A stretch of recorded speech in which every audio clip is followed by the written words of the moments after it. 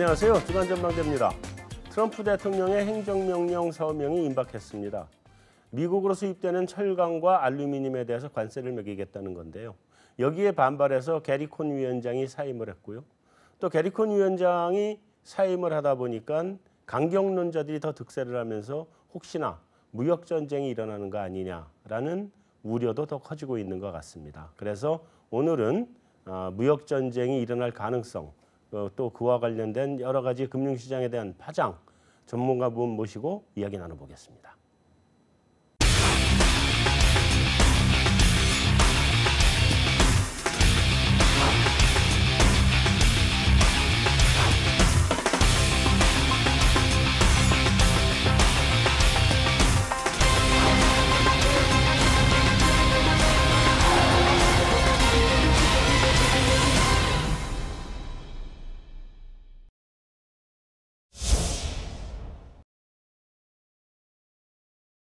네, 안녕하세요. 네, 안녕하세요. 안녕하세요. 안녕하십니까. 네, GFM 투자연구소 이진우 소장님 나와주셨습니다.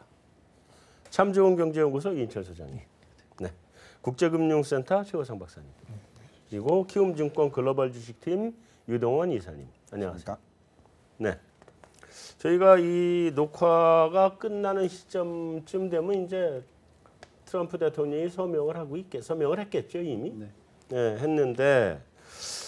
그 관세 폭탄은 뭐 현실화된 것 같고 또 게리 콘은 열받아서 사표를 내버렸고 그럼 그전에도 한번 내려고 그러던 거 안 낸 거 아니에요, 그죠?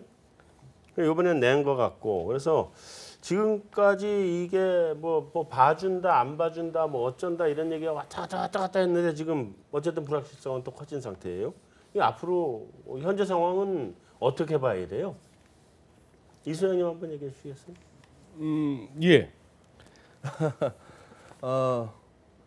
뭐 워낙에 이제 별난 미국 대통령 뽑았다 보니까 바람 잘 날이 없는데. 별난 대통령, 예. 공감됩니다. 뭐 2차 대전 끝나고 1947년에 출범했던 우리 학창 시절에 열심히 배웠던 가트, 뭐 관세와 무역에 관한 일반 협정, 그것도 미국이 주도해서 시작했고. 그게 이제 뭐 우루과이 라운드를 끝으로 해서 이제 WTO가 95년에 세계 무역 기구가 또 출범했고 가트가 그런 거 아니었습니까? 관세 같은 것 서로 때리지 말고 자유무역했고 그 이후에 이제 뭐 WTO 출범할 무렵에는 우리가 열심히 들었던 얘기가 글로벌리제이션, 글로벌 이런 얘기였고 그게 또 사실상 어떤 지구촌 경제에 어떤 번영을 갖고 온 계기가 됐고 주도는 미국이 했는데. 이거 지금 이제 미국이 주도해서 그걸 갖다 지금 되돌리는 흐름이라는 거 그런 흐름으로 보고 있고요. 그리고 계속해서 뭐 EU 쪽이나 중국 쪽이나 서로 이제 보복 관세를 매긴다 어쩐다 이렇게 맞대응을 하겠다.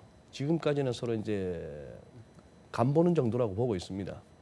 아직까지 정확하게 그 이제 행정서명에서의 그 구체적인 내용은 모르고 있습니다만. 트럼프 대통령 입장에서 물러설 수는 없는 상황이고 하기는 할 텐데요. 어쨌거나 이것이 시장에서 신경 쓰이는 재료이긴 한데 제가 먼저 드리고 싶은 말씀은 막상 우선 시장 측면에서만 보자면은 주가나 환율 같은 게 또 금리에 이르기까지 보면은 우리가 2월 초에 경험했던 그런 어떤 변동성 큰 장이라기보다는 그 재료에 비해서는 생각보다는 시장은 지금 좀 정체 국면이다 오히려. 정체 국면이다. 예, 그렇게 저는 판단하고 있습니다. 향후 상황의 진행 추이를 지켜보고 있다. 예, 그런 것 같습니다. 최 박사님. 네. 그 지금 예외 없이 이제 관세를 부과하겠다. 뭐 이러고 나왔다가 나프타는 또 좀 봐줄 수 있다. 뭐 이러고 나오고 뭐 어떻게 되는 거예요? 예외 없이 해버리는 건가요? 어떻게 되는 건가요? 일단은 갑작스럽게 저도 그 트럼프 대통령이 그렇게 얘기를 해가지고 좀 그 진위는 좀 더 지켜봐야 될 것 같긴 한데 지금 미국하고 저 멕시코하고의 그 나프타 그 협상이 이렇게 원활하게 진행되고 있는 상황은 아닙니다. 아니죠. 예, 그 이유는 뭐냐면 멕시코가 좀 예전에는 좀 저자세로 갔을 수도 있는데 지금은 좀 다른 방향을 좀 틀고 있거든요. 그 이유는 뭐냐면 미국의 옥수수나 이런 수입을 좀 줄이고 상대적으로 남미 쪽으로 더 포커스를 맞추고 있는 것 같아요. 비중을. 그래서 꼭 미국한테 우리가 얽매일 필요가 없다. 미국 의존도에 좀 탈피하자는 이제 어떤 정부 측의 입장도 강하고 그래서 상당히 미국 측도 좀 그의 상황에 맞춰가 좀 당황스러워하는 부분도 있는 것 같습니다. 네. 그래서 사실 뭐 그 캐나다 같은 경우에 좀 다른 측면이 있겠지만은 멕시코 측면은 사실은 미국 의존도가 크기 때문에 거기에 따라갈 거라고 봤는데 실제로 미국의 어떤 뭐 속된 말로 하면 순응하지 않는 상태이죠. 그러니까 그런 발언도 역시 그런 협상의 경과들을 다 보고받은 다음에 좀 더 그런 나프타에서 자기들의 어떤 원하는 바를 얻게 된다면은 이제 그 자기들이 부과하고 있는 걸 너희들에게는 페이버를 수혜를 준다 그런 이제 입장이 좀 있거든요. 그래서 좀 사실 트럼프가 굉장히 현실주의자고 장사꾼이기 때문에 그런 측면에서 좀 그런 각도를 좀 볼 필요가 있지 않을까 이렇게 생각하고 있습니다. 그러면 이제 그 두 나라 캐나다하고 멕시코 말고는 나머지는 다 때린다고 봐야 되는 거죠? 근데 이제 궁극적으로 다 아시겠지만 트럼프의 목적은 중국을 이제 자극하는 거죠. 그러니까 중국인가요? 그렇죠. 이제 결국에는 우리나라든지 이제 모든 철강을 조립해서 수출하는 그 목적지는 미국이기 때문에 중국에서 조립을 해가지고 미국으로 수출하지 않습니까? 근데 이제 그런 것들이 우회 수출 이런 것들이 있으니까 미국 다 알고 있고 그래서 사실 간접적으로 중국을 자극하고 있는 셈이죠. 그래서 중국도 지금 오늘 계속적으로 전인대를 진행하면서 미국의 무역 보복에 대해서 상당히 좀 격앙된 반응을 보이고 있는 상황입니다. 이제 첨언해서 말씀을 드리게 되면 사실 트럼프가 행정서명을 하는 선택지는 세 가지였습니다. 그러니까 이제 우리가 최고악의 시나리오였던 이제 우리나라, 중국을 포함한 12개 국가의 53%의 관세. 이게 이렇게 되면 사실 타겟이 중국인 게 맞는데, 근데 그게 아니라 차선이었던 전 세계 국가를 대상으로 한 수입산에 대해서 철강 25%, 알루미늄 10%를 매기겠다. 그러면 그 진위가 뭐냐를 좀 볼 필요가 있을지 않냐. 근데 이번에 행정서명을 하면서 단서를 준 게 이 트럼프 대통령은 사실은 뭐 이 뼛속까지 장사꾼이고 정말 코피 작전 한 사람만 정말 줄기차게 해서 뭔가 아웃풋을 내야 되는데 당장 아웃풋이 나오기 좋은 데가 어딜까? 사실은 한국에서는 이미 뽑아 먹었습니다. 세이프가드 했죠. 세이프가드뿐만이 아니라 직접 이제 뭐 자동차 관계자들을 불러놓고 야 우리 지금 GM 한국 GM이 디트로이트로 돌아온다. 이거 다 내 덕이다, 내 공이다.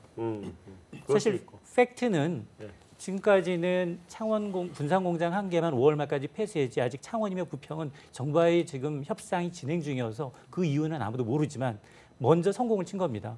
그러면 적어도 트럼프 대통령 입장에서는 중간선거 하나의 아웃풋, 내가 만든 성과물로 하나의 리스트를 올릴 만한 게 나왔어요.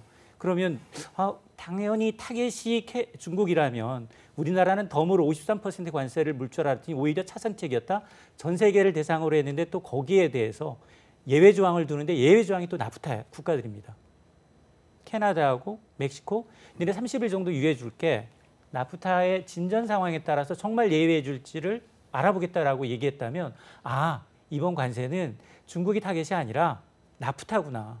왜냐 아까 지적하셨던 것처럼 멕시코도 예전처럼 말을 잘 안 듣고 캐나다도 마찬가지고 이 제압성에는 세 개 국가의 이제 의회 일정 때문에 9월까지 아웃풋을 내긴 굉장히 어려운 상황입니다. 그러다 보니까 먼저 알아서 이렇게 하니 먼저 니네들이 알아서 해. 알아서 니네들이 이제 좀 챙겨라라는 뉘앙스가 좀 있지 않나. 저 개인적으로 그런 생각입니다.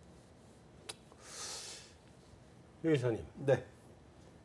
일단 철강하고 알루미늄 문제를 좀 정리하고 넘어가죠. 다음으로 넘어가는 게 정리를 해보고 넘어가야 될 텐데 일단 철강하고 알루미늄이 우리나라에 영향이 있나요? 뭐 간접적인 영향은 당연히 있겠죠. 직접적으로. 직접적으로 우리 알루미늄 수출하는 거 없잖아요. 네, 그렇죠. 그래서 직접적으로는 여기서 끝난다면 뭐 일부 관관 회사, 그러니까 철강 중에서도 이 파이프, 관관 쪽 이쪽 위정용 관관들을 수출하죠. 우리가. 그렇죠. 그래서 그쪽 부분을 제외하고는 포스코나 전체적으로 봤을 때 그렇게 큰 영향은 크지 않다라고 생각을 하고 있습니다. 그렇지만 뭐 말씀하신 대로 이 부분이 여기서 끝날 거냐, 아니면 자동차, 뭐 반도체, 뭐 이런 쪽으로 다 연결이 되느냐 하는 부분에 있어서는 아직까지 시장의 의구심은 상존한다고 생각하고요. 뭐 물론 저의 생각은 아마 번지지는 않을 것 같다. 여기서 끝날 것 같다라고 생각하고는 있습니다만. 전쟁이 확전될 가능성은 그건 나중에 얘기하죠. 그렇죠. 네. 네. 어쨌든 우리하고는 그렇게 큰 타격은 없다. 근데 이 소장님, 네. 철강하고 알루미늄 이게 정치적인 이유 아니에요? 예. 뭐 철강 알루미늄 이번 11월인가요? 10월인가요? 미국 중간 선거가. 예, 11월 중간 선거죠. 그렇죠, 11월이죠. 예, 11월 중간 선거가 크죠. 하원 의원 다 새로 뽑아야 되고 네. 상원 100명 중에 3분의 1이 교체되는 거 아닙니까? 그렇죠. 예, 그런 상황인데 사실 이렇게 봐야 되는 거 아니겠습니까? 뭐 왜 모두가 반대하는 걸 하느냐 하는 얘기 아닙니까? 네. 자, 지금 이제 공화당 하원 의장 폴 라이언. 공화당도 반대하잖아요. 폴 라이언 그러면 하원의 넘버원이 반대했습니다. 네. 민주당은 당연히 반대고 심지어 지난번에 그 태양광 세탁기 뭐 세이프카드 발동했을 때도 미국 내 태양광 뭐 설치업 그쪽 사람들이 우리 이름 더 힘들다 했듯이 네. 물세 미국 내 철강주 좀 올랐지만 자동차주 빠지고 하는 그게 뭐겠습니까? 어차피 이제 원료가 비싸지는 거고 라가르드 반대하죠.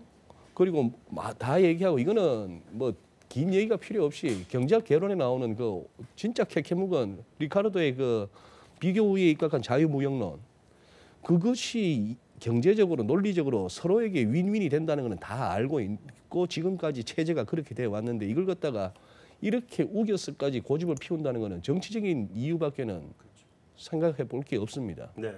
그런 상황이고 그래서 이 말씀 드리고 싶어요. 11월까지는 아직 멀었고 좀 먼데 당장 이렇게 다가오는 주간에 확인할 수 있는 사안 하나 있습니다. 우리 국내 기사에서나 국내 포털에서는 좀 이렇게 찾기가 힘든데요. 팀 머피라고 이렇게 국내 포털에 들어가면 무슨 뭐 미식 축구 풋볼 선수 하다가 지금 코치하는 누구 해서 이렇게 나오는데 구글에 들어가시면 됩니다. 구글에 들어가셔 가지고 팀 머피를 갖다가 검색하시면 바로 관련된 뭐 사진, 양력 그리고 뭐 워싱턴 포스트 기사도 나오고 하는데요. 뭐 450명 정도 되는 하원 의원 중에 딱 한 명의 보궐선거긴 합니다만 13일 날 다가오는 13일 날 펜실베니아에서 한단 말이죠. 그 뭐 짧게 소개하자면은 그겁니다. 굉장히 보수적인 공화당 거기서 한 7, 8선 한 걸로 아는데요. 네.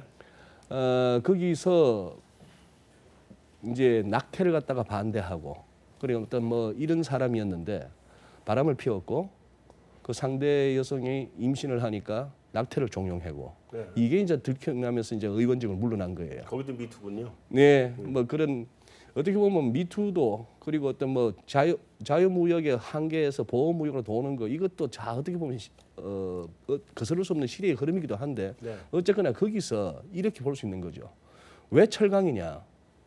펜실베니아에 피츠버그가 있습니다. 네. 철강 도시가 있고 그런 상황인데 여기서 트럼프의 가장 열렬한 지지층인 백인 중산층 노동자들 이쪽에 대해서 가장 뭐 심플한 보호무역주의 쟤들 때문에 나바로 좋아하는 말로 중국 때문에 우리가 못 살아. 네. 이런 논리로 접근해서 지금 거기는 소위 말해서 공화당 텃밭이거든요. 그런데 여론조사상 지금 약간 박빙 내지는 뒤집어졌다는 얘기입니다. 여기서 이렇게 밀어붙여서 보호무역주의라는 이 정책 카드를 갖다 내세웠는데도 한석에 불과하지만 작년에 엘라바마에서도 이랬잖아요. 네. 만약에 이번에 여기에서도 진다 하면은 참 재밌는 결과가 나올 것 같습니다. 트럼프 입장에서는 이 카드도 안 통하네. 이거 계속 밀어붙이다가 오히려 11월 중간선거에서 이걸로는 안팎으로 다 인심 잃겠네. 라는 생각이 들어서 잠잠해질 수 있는 반면에 이 지금 현재 선거 전에 여론조사에서 조금 밀리는 듯한 공화당이 기어이 그쪽에서 된다면은 트럼프로서는 11월까지 이게 통하네. 라고 해서 또 다른 것도 찝찝거릴 수도 있겠다. 그런 생각도 해보는 겁니다. 하여튼 뭐 결정적으로는 핵심 지지층을 단속하기 위한 국내 정치용 카드로 이걸 활용하고 있는 거다. 그렇죠? 네, 뭐 그렇게 보는 시각들이 많죠. 네. 자, 이게 열받아 가지고 게리콘 위원장이 사임을 해버렸어요. 그 사임하고 난 이후에 지금 이제 그 자유무역주의자들이 전부 다 나와버린 셈이 됐잖아요. 지금 행정부에서. 그리고 강경론자만 남았는데 게리 콘 위원장 후임으로는 지금 누가 얘기가 되고 있나요? 글쎄요. 오늘 새벽에 최근에 나온 건 두 가지 견해가 좀 엇갈리고 있는 상황입니다. 네. 그래서 이제 예전에 계속적으로 중국 죽이기에 많이 나섰던 대표론자인 나바로에 대한 거론이 본인은 아니라고 하지만 네, 본인은 아니라고 그러죠. 또 다른 이제 소식에서는 가능성이 높다라는 얘기가 나오고. 그래서 근데 이제 그 두 가지 측면을 바라봐야 되는데 이 양반이 다시 복귀하지 않을 경우에는 않고 그냥 좀 완만한 원건주의자가 온다면은 트럼프가 좀 정책을 그 기업가답게 좀 운영할 가능성이 높고 나바로가 온다면 본인의 어떤 기조를 유지하기 위해서 밀어붙이겠다. 좀 어느 정도 강하게 좀 나갈 가능성이 높지 않을까 이렇게 개인적으로 생각하고 있습니다. 다른 사람들은 또 거론되는 사람들이 있나요? 네, 뭐 있습니다. 지금 보면 그 온라인 경제 매체에서 얘기했던 내용을 보면은 지금 그 경제 전문 방송 CNBC 앵커, 뭐 경제평론가로 활동 중인 레리 커들록라는 분이 얘기가 나오고 있고요. 이분은 뭐 보호무역주의보다는 자유무역주의를 지지하는 분이 될 것 같고요. 뭐 이분은 뭐 전에도 나바로와 친구 사이인데 나바로가 틀렸다라는 의견까지 제시했던 사람이라고 지금 얘기가 나오고 있습니다. 뭐 그 이외에 몇 분들이 있는데 전반적으로 내용은 어쨌든 나바로만 안 되면 된다로 보시는 게 좋을 것 같고요. 나바로만 안 되면 된다. 네, 워낙 강경하신 분이니까 이분이 쓴 책도 보시면 뭐 거의 중국 죽이기 뭐 이런 류의 성향을 가지고 계셔서 그렇지만 어쨌든 트럼프의 이 대통령의 성향이라면 아마도 완전 한쪽으로 몰리는 쪽으로 가지는 않을 것 같다라는 오히려 생각이 들고요. 나바로를 좀 약간 견제하는 측 정도에 되는 뭐 여러 가지 의견을 다 들을 수 있을 것 같다는 모습을 보여주기 위해서라도 아마 약간 좀 너무 강경 쪽보다는 자유무역주의 쪽에 좀 치우치는 쪽에 사람을 인사를 하지 않을까라는 기대는 좀 가지고 있습니다. 자, 근데 그 문우신 재무장관은 무역 전쟁을 원하지 않는다. 뭐 이런 얘기고 또 이게 철강 알루미늄 관세가 좀 정치적인 이유다. 그러니까 이게 사실이면 좋겠는데, 그죠? 하루 만에 또 대통령이 뒤집잖아요. 네. 문두신의 한 얘기가 아니다. 그러니까. 다보스판에서 공개적으로 그러니까. 재무부 저 장관 얘기를 무시하고. 그거는 문우신이 좀 말을 잘못했죠. 근데 사실 속내는 그게 트럼프 대통령이 하고 싶은 얘기였죠. 그렇죠. 예. 그러면 사실은 미국의 경제가 지금 뭐 고용은 완전 고용 상태, 주식 시장 좋고 성장률 나쁘지 않고 뭐 다른 사람들은 다 이제 기인이라고 욕하고 있으면서도 정작 뭐 물론 뭐 그 굉장히 그 엘리트층의 지지는 못 받고 있지만 정말 자기의 이제 지지 기반만큼은 아직까지는 그래도 이제 이 굉장히 지지 기반을 믿고 있는 사람 앞에서 이제 경제 성장률만큼 외환 시장이 같이 달러가 같이 강하게 가야 되는데 강하게 가지 않고 오히려 역으로 이제 굉장히 묶어놓은 것처럼 인위적으로 이제 묶어놓은 것처럼 가고 있는 이 상황을 보면 이게 앞서 이제 철강과 알루미늄 이거 한 곳에서 끝날 거냐가 아니라 더 많은 이 전 세계를 대상으로 한 도박이잖아요. 자기 지층 하나를 결집하기 위해서. 그리고 난 다음에 지금 보면 뭐 하물며 유럽 연합의 장클로드 융커는 바로 대놓고 얘기를 했습니다. 야, 니네가 정말 그렇게 하면 정말 미국의 상징적인 세계 품목 내가 똑같이 관세 매긴다. 물론 뭐 유럽 연합이라는 20개 이상의 이제 국가가 모였기 때문에 맞짱을 뜬다라는 개념이겠지만 정작 그러나 이제 거기에 들어간 지금까지는 거론 안 됐던 일본은 침묵하고 있습니다. 일본은 뭐 낄 이유가 없죠. 그래도 일본도 철강 보면 뭐 10손가락 안에 들어요. 근데 그래도 일본은 철저하게 미국의 미국의 애완견으로 사는 나라기 때문에 어쩔 수 없을 거예요. 여기는. 근데 어쨌든 제가 좀 보태서 좀 심하게 얘기했는지 모르겠습니다만 일본 사람들이 이걸 안 볼 거라고 생각을 하고 그리고 얘기를 해보면 그 융커나 뭐 누구나 다 보복 관세 때리겠다. 중국도 보복 관세 때리겠다 이러고 나왔고 트럼프는 그래? 그럼 난 더 때려 이러고 나오고 있는 상황이 왔다 갔다 하고 있단 말이에요. 지금 그러니까 유럽이나 중국이나 보복 관세 때리겠다고 하는 데들은 또 트럼프의 표밭이잖아요, 거기도. 그죠? 서로 그거 가지고 서로 치고받고 하는데 가능성이 어떻게 된다고 보세요? 무역 전쟁으로 가느냐 안 가느냐 이제 그게 딱 깨놓고 얘기해 보자 한번. 아니 가면은 다 죽는 거 아닙니까 사실? 네. 가면은 다 죽는 거고 어떻게 보면은 저기 말씀하신 머누신하고 윌브로스 상무장관이 네. 다 이렇게 가르쳐 줬어요. 윌브로스가 했는 말이 그거 아닙니까? 지금 우리 이걸로 뭐 blow up the world 그러니까 세상을 갖다가 확 쓸어버리겠다는 거 아니야. 이런 얘기는 뭐냐 하면은 우리 대통령이 심기를 알아달라는 얘기예요. 뭘 원하는지. 트럼프가 주로 사업도 그런 식으로 했지만 그거 아닙니까? 본인이 하는 말로 그 미치광이 전략. 나 미친놈이야. 그래 알아서 기어. 그런 상황이라고 본다면 지금 보시면은 처음에 화염과 분노까지 하고 커피 작전 어쩌고 이거 평창 올림픽 전에 북폭 얘기 얼마나 많았습니까? 올림픽 끝나면은 뭐 바로 갖다 부어버린다 이런 얘기가 있었는데 지금 최근에 급격한 변화 보세요.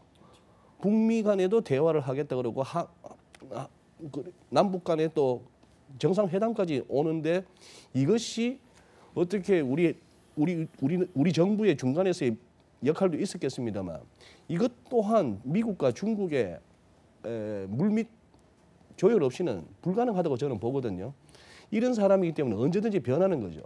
지금 이렇게 이걸로 해서 서로 진짜 보복 관세 때리고 거기서 맞대응하고 이러다 보면은 세계 경제 힘들어지고 주식 박살나고 뭐 이런 거는 당연한 얘기인데 그걸 어느 정도에서까지 타협을 볼 수 있는지 그게 이제 앞으로 이제 관전 포인트죠. 관건이고. 그런데 보충 질문을 하면 네. 두 가지입니다. 하나는 만약에 우리 대통령의 뜻을 좀 알아줘. 그래서 유럽이나 중국이 알았어. 그냥 알아줄게. 이렇게 되면 네. 유럽이나 중국은 일단 한 방 맞았어요. 25% 10% 네. 맞고 그냥 넘어가야 돼요. 네. 나 같으면 맞고 넘어가고 있지만 않을 것 같거든. 그쪽 그게 특히나 유럽은 유럽 정치주들도 바보 되는 거고. 그거 바보 되죠. 네, 난 자기들의 맞고 리더십이 넘어갈 것 같단 흔들리는 말이에요. 거죠. 그럼요. 리더십이 네. 흔들리죠. 네. 그게 첫 번째고. 그다음에 두 번째는 트럼프는 여태까지 뭐 말씀하신 것처럼 네고시에이션의 대왕이고 뭐하고 해서 이쪽 끝까지 쫙 가 있다가 저쪽이 끌려오면 이제 그때 협상을 나선다는 건 알겠는데 그럼에도 불구하고 트럼프 대통령이 여태까지 자기가 하겠다 그런 거 다 했어요. 맞습니다. 네. 그러면 요번에 이거 다 따라오면 내 뜻은 야 이거 철강 이번 선거만 좀 이기고 이거 아닌 것 같아요. 다른 것도 또 때린다 하니까 또 때릴 것 같아. 그렇게만 보면 트럼프를 너무 뭐 그저 선거 때 편한 점 얻기 때문에 너무 잔 사람, 네. 굵지 않은 네. 참 말 안 되네요 오늘. 네. 그런 사람으로 뭐 보는 그런 것 거죠. 같아요, 조금 더 보니까. 큰 그림이 있는 것 같아요. 아니 어떻게 보세요? 이게 무역 보복으로 안 가? 이래도 안 갈까요? 서로? 어떻게 생각하세요? 어떻게 보고 계세요? 근데 궁극적으로 미국이 추구하는 속내는 또 여러 가지가 있다고 보는데요.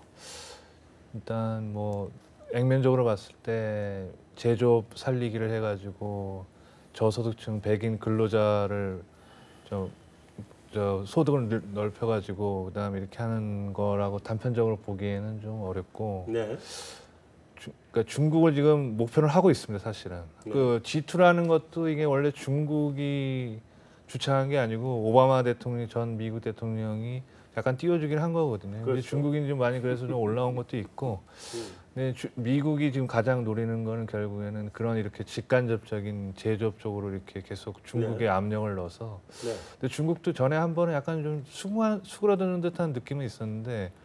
다시 요즘에 이제 정치 시즌이다 보니까 시진핑도 이제 2기 집권기가 도래해서 네. 자기 권력도 강화해야 되고 이런 측면에서 보면은 미국의 이런 압력에 굴복하기 좀 싫은 측면도 있고 해서 좀 타이밍이 중요한데 미국의 이런 거는 가장 궁극적으로는 중국의 금융시장 개방이 가장 열쇠거든요. 결국에는 어떤 방법을 써서 중국 금융시장을 개방시키겠다는 게 미국의 목표예요, 사실은. 그래서 제 개인적인 생각, 그래서 이제 그런 것들을 추구하다 보니까 그렇다고 해서 뭐 이렇게 자충수를 두지는 않겠지만은 계속적으로 이런 시도를 계속 하고 있지 않나는 측면 외곽을 때리는 방법으로 외곽을 때린다. 네, 그런 식으로 하고 있다는. 외곽을 때린다고 하기에는 좀 너무 이거는 트럼프 대통령이 그러니까 제가 다시 한번 질문을 리프레이즈를 해볼게요. 왜냐하면 잠깐만요. 제가 리프레이즈를 할게요. 트럼프는 지금 꼭 먹고 알 먹고예요. 자기 때려서 자기 지지 계층의 지지가 올라가고 정치적으로는 또 한 가지는 딴 나라 보복관세고 뭐고 딴 나라 관세를 매김으로 해서 실제로 미국 내의 제철소 문 닫았던 제철소가 다시 가동이 된단 말이에요. 네, 한 군데 시작했다더만요. 네, 그리고 들어오는 거 막아진단 말이죠. 그러니까 경제적으로도 이득이고 정치적으로도 이득이에요. 트럼프는. 근데 이거를 그러면 예를 들면 일본 미국에 반발을 했다가 미국이 다시 한번 때리면 죽어야죠. 그러니까 일본은 반발을 못하고 우리 더더욱 못하죠. 근데 유럽은 시장 커요. 자기 시장 충분히 크다고요. 이건 내수시장 싸움 아니에요 결국. 근데 유럽 전체 내수시장 사이즈 미국하고 사이즈가 별로 차이 없어요. 서로 치고받을 수 있거든. 난 치고받을 것 같단 말이죠. 근데 이제 이 G2의 무역 전쟁이 일어날 것이냐의 키는 트럼프 대통령이 쥐고 있어요. G2만이 아니라 유럽도 네, 유럽도 마찬가지입니다. 어차피 트럼프 대통령이 시작한 이제 무역 전쟁이고, 네. 근데 트럼프 대통령은 너무나 시장을 잘 알고 있어요. 그러니까 자기의 말이 혹은 자기가 뽑은 수하의 말이 제롬 파월 의장이 상하원 의견 말이 달라요.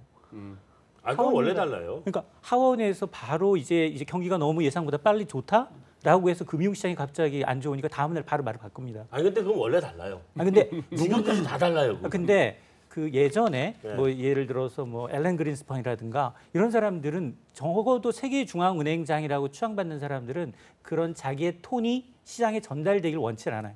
희미하게. 아니 근데 다 정말. 달랐어요. 그러니까 해석하기에 나름으로 네. 이제 굉장히 달라져야 되는데 여긴 너무 분명한 거예요. 어쨌든 한쪽으로. 트럼프로 다시 가보죠. 그러면 이런 걸 보게 되면 트럼프 대통령은 지금 이제 어느 정도 감세 정책으로 인해서 성장률, 일자리, 주식 시장 다 잡아놓은 상황에서 네. 약간의 견딜 만한 시기가 있다는 겁니다.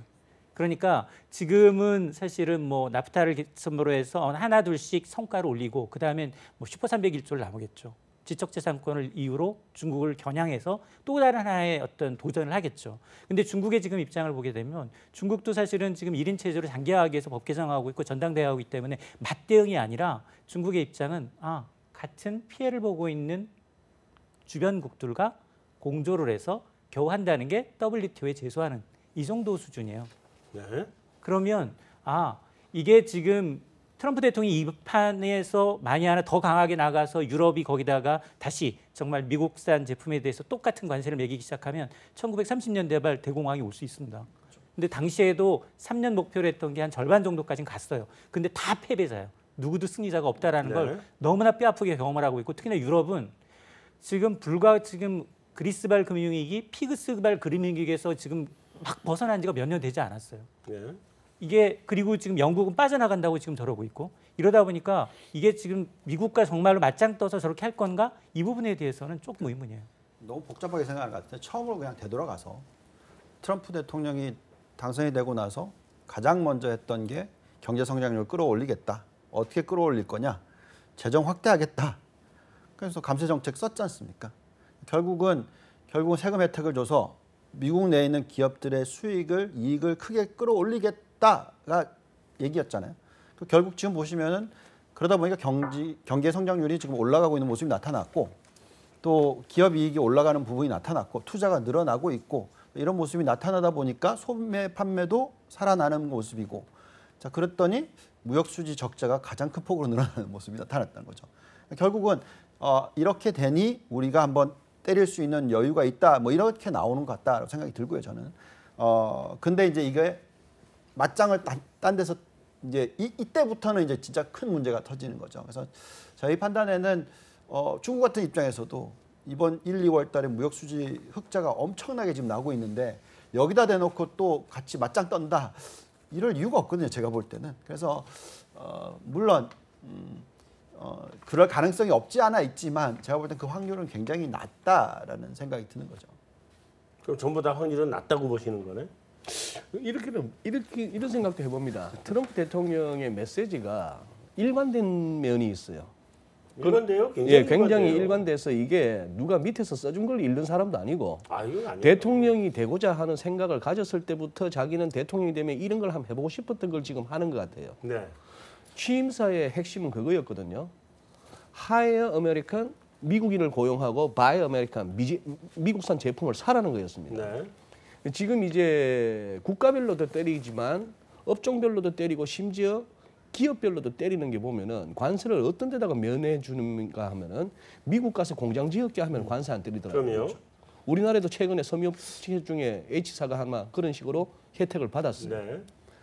받았으니까 그렇게 되면은 거기서 어떤 소위 말하는 비교 우위론, 야 그러면은 미국에서 그러면 앞으로 그러면은 미국에서도 그러면은 반스 만들고 양말 만들고 미국에서 그 비싼 인건비 들어갖고 중국에서 만들던 나이키를 거기서 만들까요?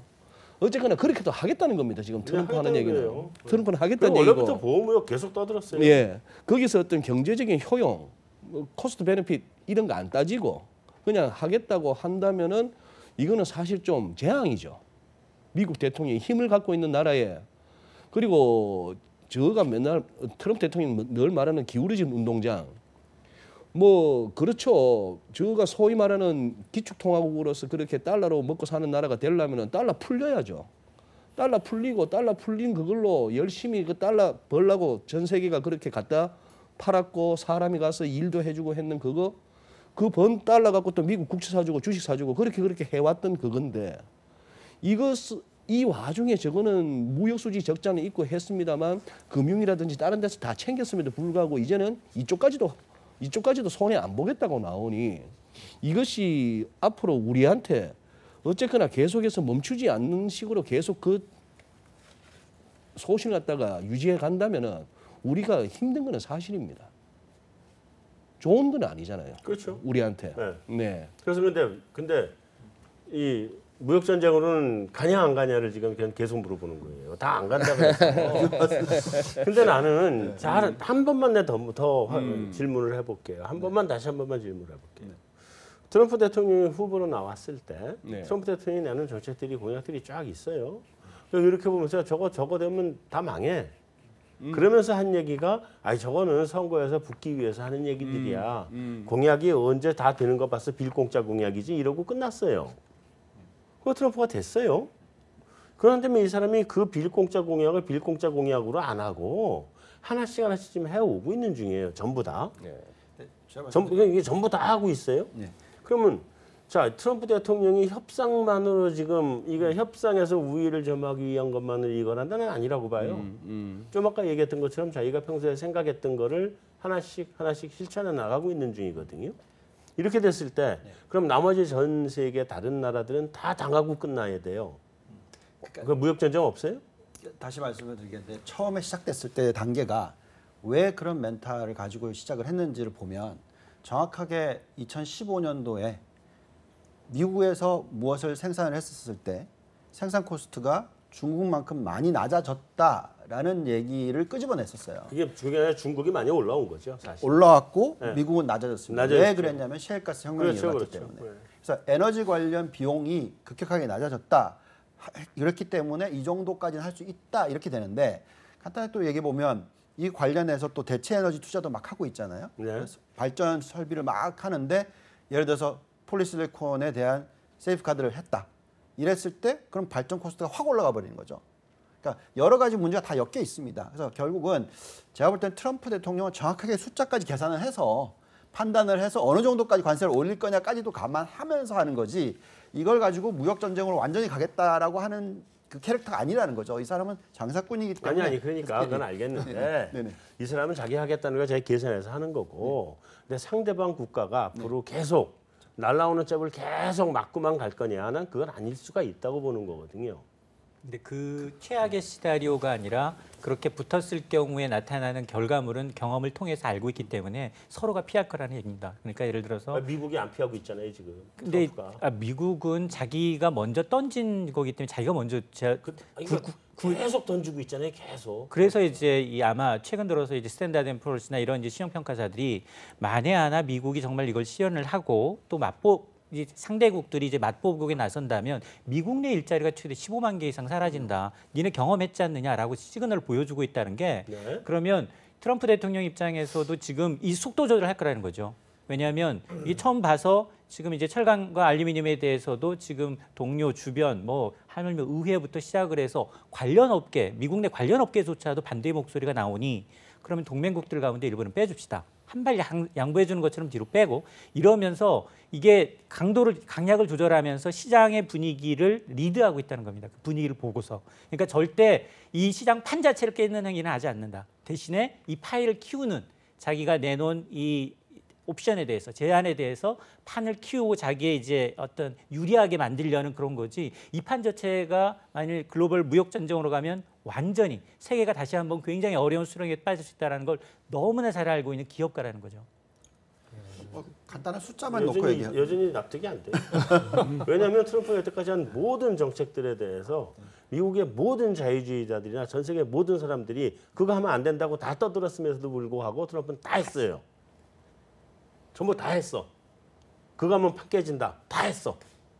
그잖아요. 근데 아직도 이런 그 사람이 합리적일 거라는 걸 믿고 있죠. 지금까지 해왔던 거는 경제적으로 플러스적인 효과적으로 갔었죠. 이게 여태까지는 뭐 재정 확대 정책, 그다음에 통화 여러 그러니까 이제 한미 간의 동맹 문제도 그랬고 전부 다 얘기했었어요. 근데 트럼프는 그냥 다 해버렸거든. 전 세계적인 도박은 철강과 알루미늄이 시작이었고 그 이전에는 미국 내부 다스기였죠. 뭐 감세안이든 그것만이 아니라니까. 여러 개 있었다고요. 그러니까 이제 개별 국가에 대한 세이프가드든 이 조치하고 전 세계를 대상으로 하는 건 좀 차이가 있으니까. 근데 이 숫자는 하나만 생각하셔야 될 것 같은데. 자, 미국 기업들의 현재의 평균 ROE가 18%가 넘습니다. 전 세계 에버리지는 몇 프로냐면요. 그것보다 훨씬 낮습니다. 그만큼 미국 기업들이 워낙 잘 나가고 있는데 자꾸 이렇게 갔었을 때 만약에 정말 이쪽으로 완전 익스트림으로 가서 자극을 한다면 터질 수는 있겠죠. 네, 제가 트럼프 대통령이 그걸 계산을 못하는 사람이다. 제가 볼 땐 일단 넘어가죠. 네, 우리 금융시장에 대한 영향도 좀 봐야 되기 때문에. 네, 자 일단 두 가지를 놓고 봐야 될 것 같아요. 이게 트럼프 대통령이 하는 액션들이 그냥 그 보복 관세들 안 맞고 무사히 잘 넘어간다. 그렇게 될 경우에 금융시장에 오는 파장. 이미 반영된 거냐 아니냐 이거에 대한 답을 한번 좀 뭐 자유롭게 해주시면 좋을 것 같고 만약에 이게 보복 관세를 치고받는 상황이 난타전이 된다. 그랬을 때에 어떤 영향이 금융시장에 올 건지 자유롭게 두 가지 이슈에 대해서 자, 첫 번째 이슈 그냥 이 정도로 넘어갔다. 보복 관세 안 얻어맞고 이 정도로 넘어갔다. 그랬을 때 지금 금융시장 이미 다 반영된 거예요? 아니면 추가로 더 반영할 게 있어요? 숫자로 말씀드리겠습니다. 만약에 보복관세 이게 더 퍼지지 않는다면 여기서 끝나는 정도로 따진다면 지금 보시면은 기업이익 증가율이 지난 2달간 전 세계적으로 거의 13%가 늘었습니다. 전체적인 이익 증가율이 그만큼 나타난다는 것은 뭐냐면 그만큼 경기가 좋아지고 있다라는 거죠. 거기에 따라서 뭐 저희가 돌려본 여러 가지 모델상으로 넣고 봤었을 때 올해에 있었던 이 10% 고점 대비 조정, 이 조정이 거의 전 세계의 뭐 여러 가지 부분들을 다 반영시켰다라고 저희는 판단하고 있고요. 그래서 여기서 끝난다 그러면 이제 다시 이익 증가율에 맞춰서 또 증시나 금융시장은 움직이게 될 거다라고 예상을 하고 있는 거고요. 근데 뭐 만약에 정말 여러 가지 부분이 일어나서 결국 경기가 진짜 다시 대공황 얘기까지 연결이 된다면 뭐 그건 숫자가 말이 안 되겠죠. 그러니까 그 얘기는 좀 있다. 일단 대부분 반영됐다. 증시에. 그렇죠. 더 이상 추가 반영될 거 없다. 네, 없습니다. 외환 시장은 어때요? 네, 외환 시장 지금 이제 그렇죠. 사실은 하루짜리로 끝나지 않았나요? 이 사건이 외환 시장에서? 우리 외환 시장. 우리 외환 시장요? 우리 외환 시장은 좀 묘했습니다. 그날 그게 게리 콘사임 뭐 건하고 남북 정상회담 건하고 겹쳐버렸어요. 겹쳤죠. 겹쳤기 때문에 사실 이랬습니다. 게리 콘사임 한다 했는데 시장 아까 말씀드린 바와 같이 예를 그저 숫자로 말씀드리면 달러는 여전히 106엔 근처에서 머물고 있습니다. 그렇죠. 유로 달러 지금 1.1유로당 1.26이라는 저항을 못 넘고 아직도 1.23, 24 이러고 있는 중이에요. 우리 환율 해봐야 1,060, 1,070이에요. 지금 모두에 말씀드린 것처럼 이 헤드라인만 봐도 딜러들은 가슴이 두근두근거리고 숏을 치든 롱을 잡든 막 출렁거리고 싶은데 주가도 환율도 금리도 지금 의외로 3월로 넘어오면서 시장이 잘 못 움직이고 있거든요. 네. 네. 그런 근데 상황. 그건 확실하지 않아서 눈치 보기 아닌가요? 예, 눈치 보기이기도 하고 이런 것 같아요. 지금 이제 우리 유 이사님은 제가 인정하는 우리 국내 정권가에서 최고의 내공을 갖춘 낙관론자입니다. 인정하는 낙관론자. 제가 내공을 갖춘 게 중요한 게 아니라 낙관론자다. 아니 근데 무작정 간다는 사람은 내공이 없는 거고 알겠습니다. 제가 말하는 내공을 갖춘 낙관론자고 저는 근거 없는 비관론자인데. 네.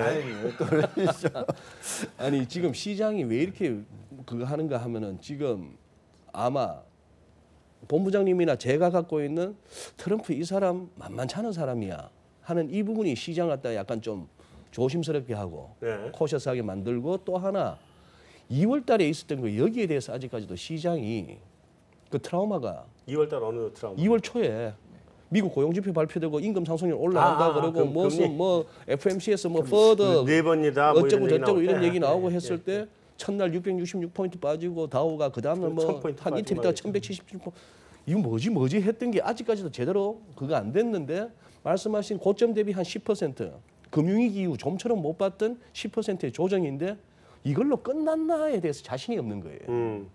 이걸로 대해서 끝났나가 자신이 없고 그리고 트럼프발 노이즈가 계속 가고 있고 이러다 보니 여기서 조정 끝났다 바닥 봤다 그리고 가자라고 증시에서는 확신을 못하고 아무도 말을 못하는 예, 거죠. 인플레 살아난다라고 하는데 미국식 10년물은 3%는 도저히 아직도 넘사벽 같이 보이고 네. 달러 약세는 굉장히 크리티컬한 데에 와 있거든요. 네. 여기서 지금 달러 인덱스를 보나 유로 달러를 보나 뭐 우리 환율로 보나 지난번 방송에서도 말씀드렸습니다만 굉장히 추세선을 꺼도 그렇고 어떤 그동안 상승폭에 대한 조정 비율을 보나 뭐나 여기서 달러가 더 밀린다면은 트럼프나 문우신이 은근히 원하는 달러 약세가 우리한테 좋아하는 차원을 넘어서 미국도 이제 걷잡을 수 없는 달러 똥값 되는 세상이 올 수도 있는 거예요. 그렇죠. 달러 똥값은 인플레이션도 생기고. 그리고 지금 예를 들어서 달러엔만 하더라도 며칠 전에 구르다입에서 처음 출구 얘기가 나왔습니다. 네. 우리도 내년쯤이면 정상화. 구르다입에서 그 얘기가 나왔으면은 달러엔 딜러라면 전부 달러 팔고 엔 사야 돼요. 네. 그런 상황에다가 게리콘 사임했다 하면 팔아야 되는데 게리콘 소식은 만 하루 만에 원위치하고 시장이 이렇다는 얘기는 지금 뭐냐면 시장에 너나 나나 할 것 없이 이거는 지금 보아하니 분위기는 달러 약세야가 굉장히 많아갖고 포지션이 그렇게 많이 쏠려 있는 겁니다. 네. 여기서 지금 비트코인 시장 우리나라 보세요. 우리나라 뭐나 할 것 없이 돈이 계속 들어올 때는 이유도 없이 막 올라가던 그게 2천만 원, 3천만 원 내다보던 게 지금 1,000만 원 근방에서 비트코인. 뭐 리플 같은 경우 1,000원 근처에서 맴도는 이유는 뭐가 더 들어와야 되는데 신규로 들어오는 포지션이나 신규로 들어오는 돈이 없는 거예요. 네. 지금 달러 약세는 다 어느 정도 어그리가 되는데 더 쳐줄 선수가 없는 거예요. 뭐 이런 상황이다 보니까 네. 시장이 지금 재료나 모멘텀에 비해서 오히려 변동성은 약한 뭐 그런 장 같습니다. 약간 틀리게 볼 필요도 있는 것 같은데요. 무슨 말씀을 드린 거냐면 변동성 자체의 규모가 단기간에 10% 이상 일어났다는 건 굉장히 큰 겁니다. 그러니까 뭐 아주 거의 한 일주일 단계로 거의 10%가 빠졌고요. 그때 빅스 50 가고 그렇죠. 이럴 때. 그렇죠. 그거는 거의 어떻게 보면 만약 그 추세로 계속 갔으면 그거는 뭐 거의 대폭락장의 시작, 뭐 흔히 말하는 대세 하락장의 시작까지도 볼 수 있는 부분이었고요. 그렇게 보셔야 될 것 같고, 그다음에 이제 유럽 쪽을 놓고 보시면은 미국 시장은 굉장히 튼튼했었는데 뭐 이번에 이 여러 가지 이 유로 쪽의 문제, 이탈리아 총선 뭐 이런 것들까지 다 감안했을 때 보시면 가장 지수가 흔들렸던 데가 어디냐면 독일 닥스 지수입니다. 네. 닥스 지수가 얼마나 빠졌냐면 작년 8월 달 지수로 회귀했다는 거죠. 그만큼 이 변동성이 굉장히 컸다라는 거고요. 그래서 결국 보면은 시장은 이 어떤 이 전략이 맞아 떨어졌냐면 흔히 말하는 이 시장에 있는 헤지펀드라는 곳에서 한쪽을 지르고 한쪽을 숏 때리는 이런 전략을 썼었어요. 그게 굉장히 많이 퍼졌었고요. 그게 브릿지 워터라는 헤지펀드였는데 레이달리요? 예, 25조 원, 그러니까 우리나라 돈으로 유로를 공매도를 때리고 미국 시장을 산 것 같다라는 저는 생각이 들고요. 그러니까 결국은 지금 제가 판단하기에는 현재의 자금은 굉장히 많습니다. 많은데 방향을 봤을 때 딱 어떻게 해야 될지를 잘 모르는 거기 때문에 안 쏘는 거일 뿐이고 보이는 것만 놓고 봤는데 아 이탈리아 총선 유럽이 문제가 생길 것 같네. 반대로 미국은 되게 강해. 그러니 미국 쪽의 주식을 사고 유럽 쪽의 주식을 공매도하고 이렇게 해서 돈을 왕창 벌었거든요.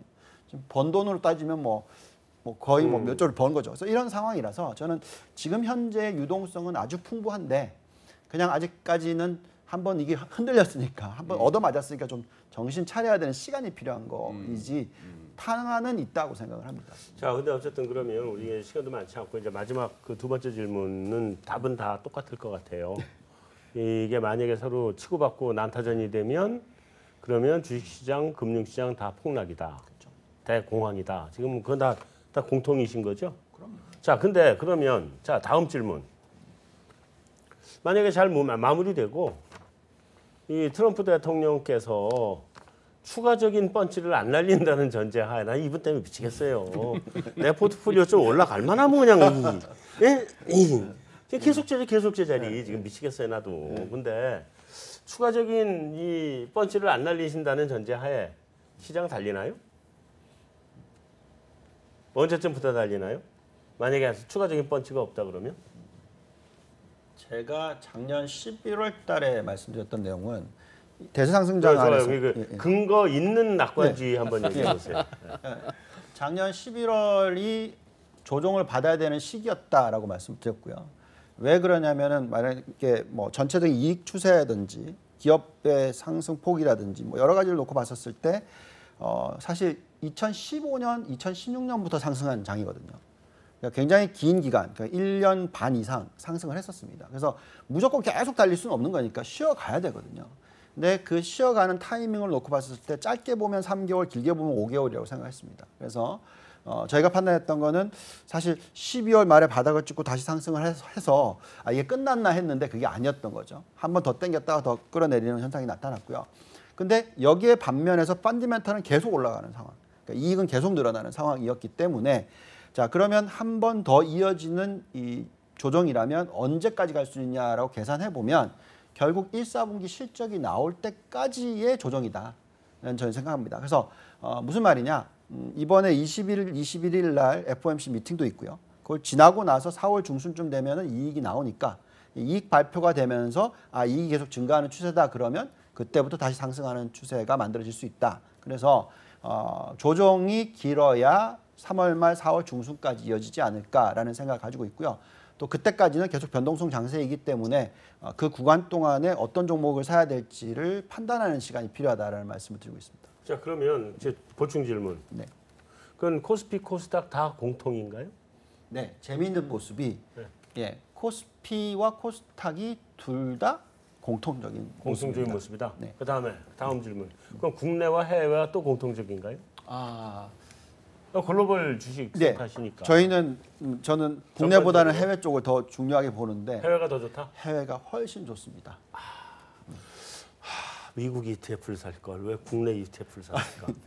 세금을 내셔야 되니까. 뭐 그 문제가 있죠. 네. 저는 이제 유 이사님을 이제 평소에 한 10년 전부터 알고 있어서 이제 낙관론자라는 걸 이제 잘 알고 있어요.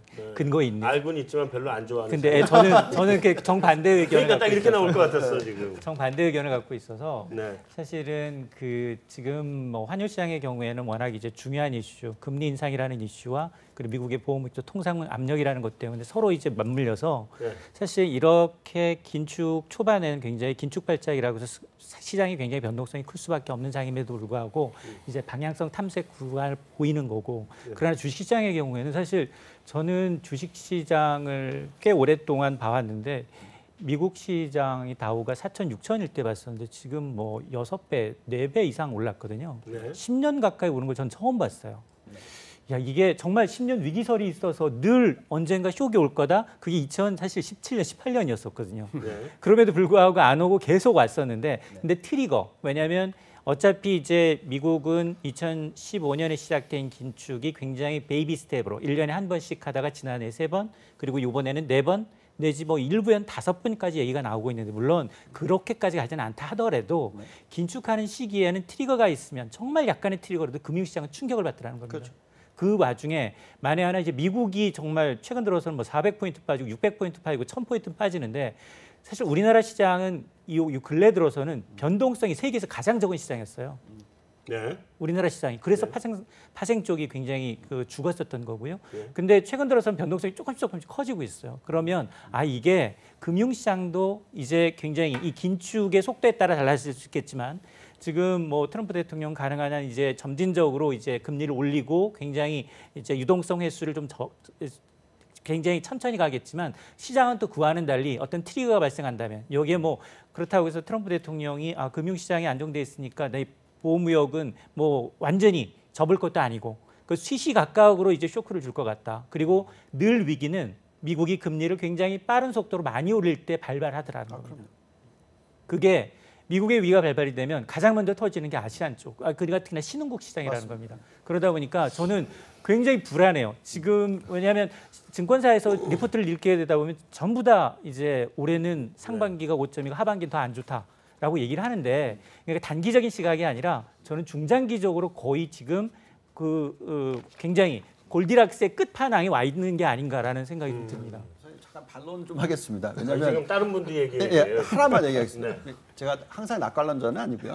그것만? 제가 과거에는 비관론자라고 불린 적이 많아서 회사를 그만뒀던 적도 있기 때문에 그게 아니고 딱 간단하게 말씀을 드릴게요. 아직까지 고점 가기에는 숫자가 안 맞다. 그러니까 여러 가지 부분을 다 감안했을 때 수익이 아직 너무 좋다. 그래서 아직까지는 아니다. 언제까지 가냐? 제가 판단하는 2020년까지 간다. 이 정도로 제가 말씀드리겠습니다. 자 우리 근거 없는 비관주의 한마디 해주시죠. 사실 난 근거 없는 낙관주의예요. 얘기해 보세요. 예. 일단 자유무역에서 보호무역으로 가겠다. 네. 제일 강대국의 대통령이 그렇게 부득부득 우기고 있는 상황. 그리고 연준은 점진적이라는 수식을 갖다가 계속해서 포워드 가이던스에서 빼지 않고 갑니다만 어쨌거나 연내 금년에 3번 내지 4번 거기다가 내년에도 있다. 이 얘기는 우리가 봤던 과거의 완화적인 여기에서 긴축적으로 도는 거는 인정해야 되는 상황이죠. 네. 여기에서 이제 우리 유이사께서 말씀하시는 이른바 어닝 이런 걸로 계속 가자라고 하는 부분에 있어서 그것이 이제 환경이 조금 바뀌고 있는데 기본적인 환경이 바뀌고 있는데 실적과 경기 모멘텀만으로 계속 갈 수 있는가 하는 부분하고 그다음에 저만 우리 시장만 해도 그렇습니다. 저 정도 갑자기 한반도 정세가 이렇게까지 풀리면은 환율 하루에 한 20은 빠져줘야 되고 코스피 한 2, 3% 올라줘야 된다고 봅니다. 물론 그날 무슨 마찰적인 변수가 있었죠. 셀트리온 무슨 테마색이 한 1조 넘게 팔고 그런 등등이 있기도 하고 역성금 수요가 나오다 보니 환율도 빠졌다 오르고 좀 낙폭 줄이고 이런 면도 있었습니다만 어쨌거나 만기를 넘는 과정에서도 보면은 지금 하루 종일 틀어놓는 뉴스에서는 김정은 위원장하고 우리하고 이렇게 이런 얘기들 불과 몇 주 전만 해도 생각지도 못했던 상황 전개가 왔는데도 시장이 왜 이렇게 조심스럽냐 말이죠. 왜 외국인들은 미친 듯이 안 사주냐 말이죠. 이런 걸 보면은 이런저런 생각들을 하게 되는데 시장이 많이 지금 조심하고 있다. 시장이 많이 조심하고 있고 뭔가 그 느낌 같아요. 이렇게 단바닥으로 끝나 하는 의심. 지난 2월 초순 중순에 봤던 그 한 번으로 바닥 봤어? 한 번 더 없을까? 그럼 지금 기다리는 사람은 많다는 것이죠. 기다리는 사람은 많은데 확신을 갖고 바닥 봤어, 끝났어, 이제 들어가. 그리고 지난번에도 말씀드리지 않습니까? 이 조정 겁내지 말라고 트럼프. 여기서 대충 이걸로 끝내고 4월, 5월 해서 11월 선거 올 때까지 계속 이때까지 봤던 그 기울기로 장을 끌고 가려면 가랭이 찢어집니다, 진짜. 그하다 진짜 막상 선거 전에 가서 뚝 부러지느니 지금 좀 초여름, 봄에 좀 쌀쌀할 때 좀 이렇게 조정다운 조정, 소위 말하는 건강한 조정, 자기가 유발했던 조정 하고 나서 그래서 선거 직전에는 오히려 사상 최고치 경신 이런 장을 만들어주는 게 낫죠. 역시 음모론은 보는 눈이 달라.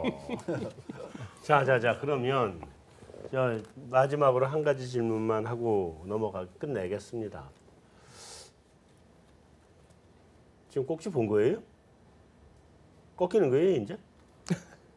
저희 질문 단도직입적입니다. 아까 이인철 소장님이 거의 뭐 꼭지 본 것처럼 아니, 그러니까 저는 그런 것처럼 얘기를 해서 그거를 이제 어떤 그 타이밍을 정확하게 뭐 꼭지든 아니면 뭐 어깨 위에 올라와 있든 저 생각에는 한 80, 90% 이상은 굉장히 만끽할 수 있는 모든 걸 유동성의 장치를 맛봤다. 그리고 이제 지금 사실 그러니까 굉장히 유동성의 장치를 맛본 건 다 알고 있어요. 근데 유동성 장에서 실적 장으로 넘어가는 건데 자, 유동성에서 실적 장으로 넘어갈 때 장이 지수 자체가 꺾이느냐는 거죠. 그러니까 이제 실적 장세로 넘어가서 정말 골디락스와 같은 모든 주변 환경이 좋으면 좋은데 너무 불확실성이 많다. 이 전쟁이 어떻게 끝날지 모르고 또 금리 출구 전략 속도가 어느 정도 속도이냐에 따라서 이게 조금 더 연장될 수는 있지만 그렇게 길지 않다라고 저는 보거든요. 피크는 끝났다. 거의 근접하거나 피크아웃이다.